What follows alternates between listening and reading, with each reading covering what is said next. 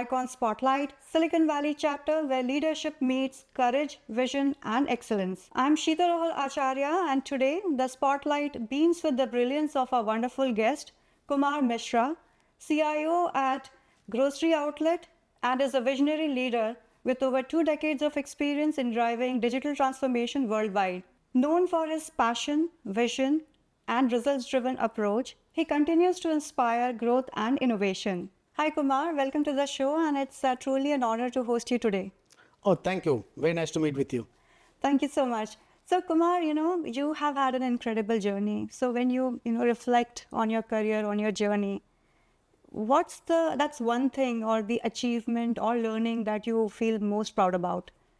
Yeah, I think the most proud that I have the opportunity to really mentor and coach people who are actually looking for the guidance. I think it has taken many, many years for me to really learn and grow, and sharing my accomplishments and how I have achieved. That is what I think I take a pause and I share. And that is, to me, is the biggest accomplishment. That's wonderful. And now everyone has a different definition of success. Now, if I ask you, having achieved like so much in the career, what's your mantra or definition of success? Yeah, so I define success as the quality of life. I think in the early on, I used to think the success is like getting some level of titles, earning certain more compensation, money, whatever. But as I've been learning, I think for me, the biggest success is just having a quality of life. I think earn enough, spend time, learn, but have some time for yourself. And I think I've been able to do that. I inspire my team to really get to that place, and that is what I would describe my success. That's great to know. Now, talking about quality life. So, how do you kind of spend time, or what are your personal hobbies and interests? So my personal hobbies certainly spend time with the family, go to places, but also I really like listening. I enjoy political debates. So I spend quite a bit of time just listening globally, what is happening, and enjoying and listening. I also I have studied in a university which was very big in sports, University of Notre Dame, and I really enjoy watching football. So that also on the weekends, especially the college football, I enjoy. So, Kumar, talking about the transformations, you have, led so many global transformation. So, which transformation for you that you have led has been the most impactful? So I think a few years back, it is almost 10 years back, I had an opportunity to really consolidate many different business units into one platform. And that required us to really think of how processes are done in different companies, are really bringing a synergy to whatever the common processes, and also leave what actually makes better for them in that business unit. So that was a very interesting transformation, where we had to take many different ERP systems, put it in one, but also keep their own differentiator capabilities with them. So that I think I'm very proud of. That required many, many global implementation as well as the consultation. Kumar, what are the current technology trends that excites you more, and in upcoming years you see companies would be transforming with those technologies? Yeah, so I think so from a technology perspective, certainly the artificial intelligence (AI) is gaining a lot of momentum for many different regions, because this technology is becoming smarter every day. Yeah. And businesses are trying to get some benefit out of it in terms of how they can have the technology and human work together.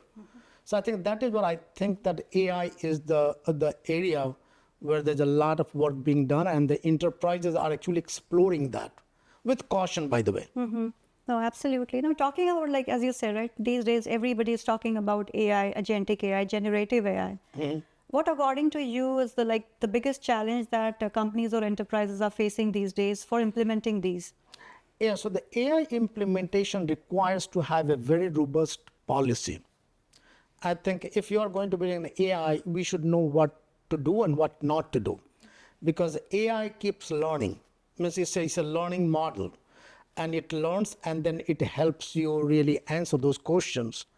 So the biggest challenge and biggest thing to be mindful of that, make sure that what data is used, where it is used, and how much it is used, and having a policy around that. So that's the biggest challenge, making sure the entire enterprise understands your ecosystem, your customers understands that.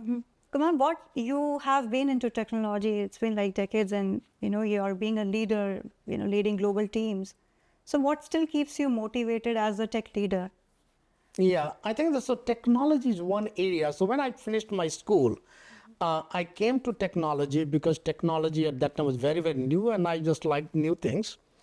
And what I found that technology, you are learning every day. There's a new thing coming out, every new ways to do things, whether you are solving business problems, social problems, or any of those things. So I think what motivates me is just learning. I think learning and apply those things to a real environment. And that is what keeps me motivated. Kumar, talking on the same lines, right? Motivation. So how do you kind of encourage your team to, stay motivated in where the technology is evolving every day, learn new technology, innovate, and at the same time, keep the businesses running? Yeah, so we have, I have done this for a long period of time. There are two parts to the business. One is running the business and running the business efficiently.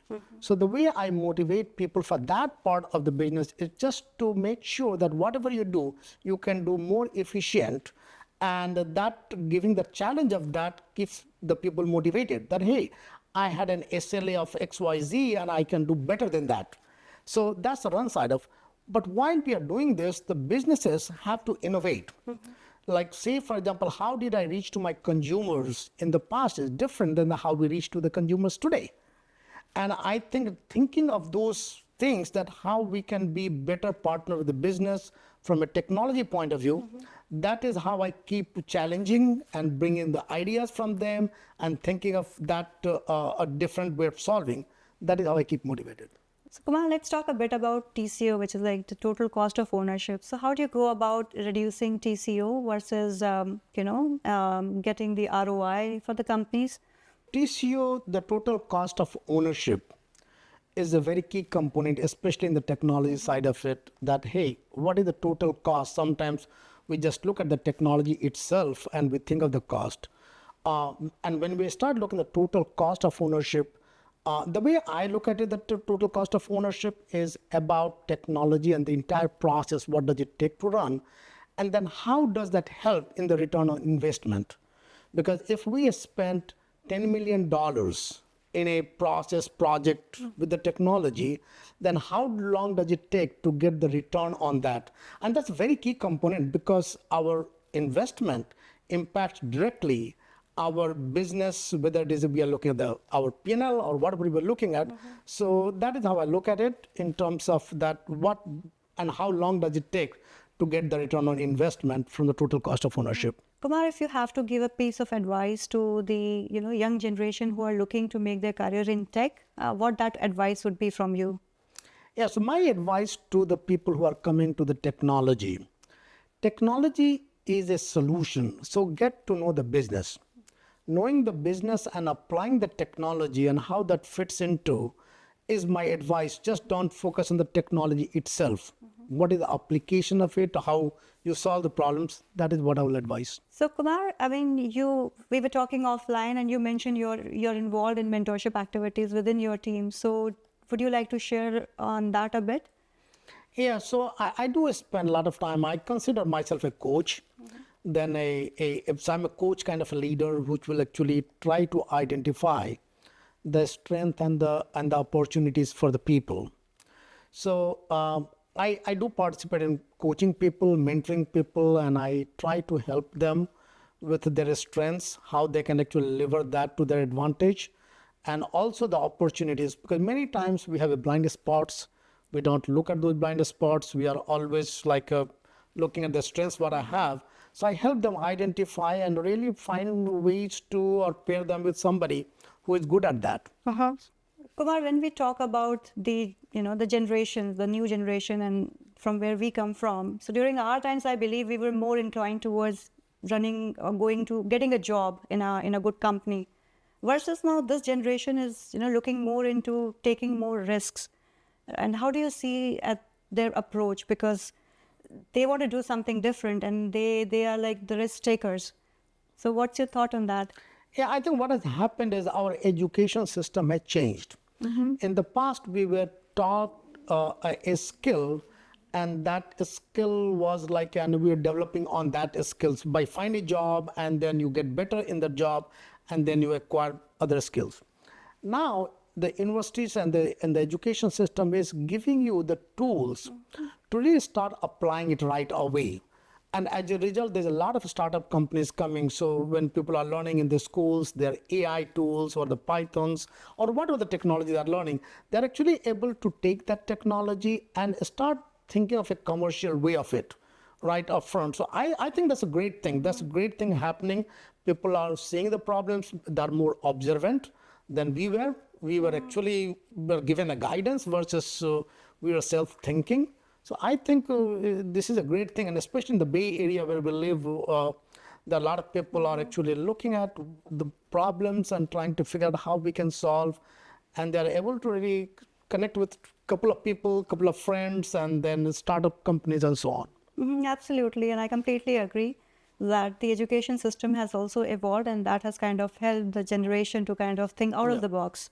So Kumar, we got good insights from you on technology about your journey. Now let's rewind a little bit. Let's go back to your early days. So we would like to know where you were born and brought up, and when you grew up, what you dreamt of. What was your dream job when you were growing, or when you were in your college days? Yeah, so I was born in Banaras in UP, and my childhood dream was not like finding some top-notch job. That is never I dreamt. In fact, as I was in the college days, I had one of my relatives. He used to make 5,000 rupees. And I said, you know what? The day I make my 5,000 rupees, that will be the day. That was my dream. Like I'll make the 5,000. I think it came and gone, and you keep building the dream. But that was my dream at that time. Just get a job, get some money, and they just have a stable life. Well, that's great to know your kind of journey from where you started and now where you are. So, Kumar, I'll be interested in knowing, from your college days, how those or any of the fond memories which you would like to share, and what kind of student you were that time. Were you always been very studious? So, college, I went to BHU, Banaras University, for my college. And while I think I was pretty smart, studious, but my inclination was more in politics. Wow. So when I was in BHU, I took a NSUI president. So I was a NSUI president in BHU. And that is because I love talking to people, connecting with people. That was nothing to do with the ideology, but just being connected. So I would say that while I liked the studies, I did pretty fairly well, okay. But my more interest in politics, contrary to what I do today, nothing to do with politics. That's a great answer. And did you ever thought of getting into politics as your career during that time? In the NSUI as a president, I did think of that, but I came from a family where the politics was not a very respected thing. And that was my father. So I just said, that is not something will be appreciated. Politics was a dirty thing at that time. So I never considered politics as a career. But sometimes I do think that people need to step up and get into the politics, whether I'm a citizen here, but I do think at times. No, absolutely. Now let's talk a little bit about your family members. Who all are the members in your family, and tell us a bit about your wife. Maybe I think she would have been a pillar of strength for you for all these years. So would love to hear about her as well. So my wife, her name is Anupama, and she's also from the same state which I grew up. She's from Lucknow. And in fact, anything I have done in my career, the credit goes to her. Uh, I have a few masters. I have 3 masters, and 2 masters I did after I was married, and I could only do because of her full support. So she deserves every credit in this planet for what I do today. So that is how I'll describe. She is a genuine, humble, ground to the earth person, and she is a big support for me. That's wonderful to know. Yep. And how about your kids? Would you like to talk about them? Yeah, I have 3 kids. They are grown-up kids. They are all working. They are very nice kids. I'm very proud of them. Even though they are born here, they still carry the heritage and the culture of India. So I think I'm very proud of them. Oh, that's beautiful, and it's really good to see when kids are Yeah. actually rooted to their culture. Yeah. Now, Kumar, we are almost nearing end of our this great conversation, and at the end we have a round called as rapid fire round. Okay. I'll be asking you some questions and would be, expecting quick answers from you. Yeah. So shall we start? Yeah, sure. Okay. So Kumar, your first question: morning routine, structured or spontaneous? Structured. Okay. Leading through chaos, love it or survive it? Love it. Okay, that's good to know. Risk taker or risk averse? What's your style? Risk taker. Okay. One hobby you wish you had more time for? Travel Travel Yeah. with family? with the family. Yeah. Okay. If you could instantly learn one new skill today, what would it be? Singing. Wow. So you're working on it? You're not getting enough Not time? really. I'm just, I just do part-time something just as a hobby. Okay. But no. But if I had, I would. Okay. That's great. And your last question: your secret hack to survive on busy days? To stay calm. I think the most needed thing for Yeah. any leader. Yeah. Yeah, no, you played really well, and Yeah. thank you so much for being on our show. And great to hear from you all your experiences, your insights, and we wish you continued success. Thank you for hosting me. I hope it was insightful for others. Absolutely. Thank you so much.